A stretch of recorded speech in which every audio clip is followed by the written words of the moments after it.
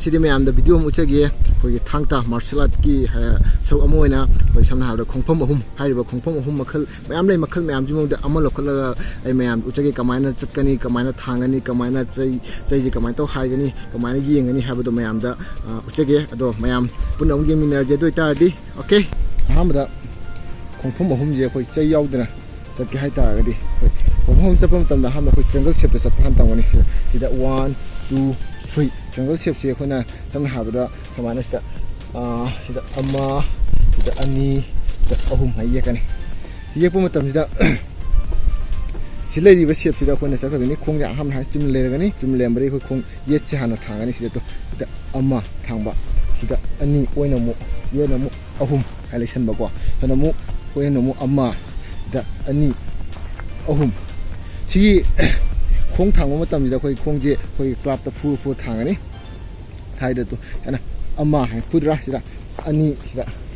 ahum han thang ba so amma da ani ahum cham cham da duga masida mu khang da ba na khoi chappa matam da han chapting ne chappa na ta ba chapting ne chappa na ta ba khoi phai je nam ga ha ma silai re ha ma thang matam da humang nam amma sida ani sida ahum hai nam ba so amma ani ahum hai nam ba ma chakani khong phom chappa matam da do chai yaw kan da mu yeng si ma mu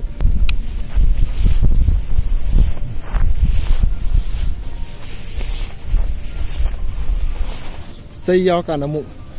thang khong phom ahum je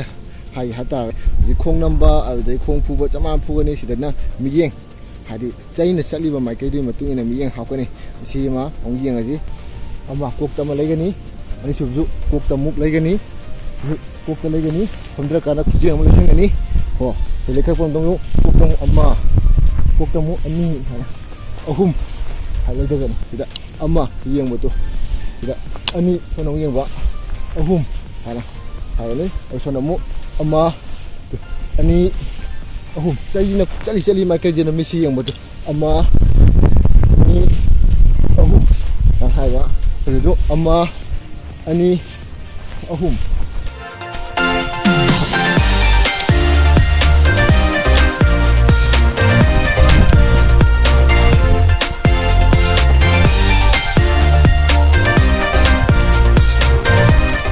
video je yeng lore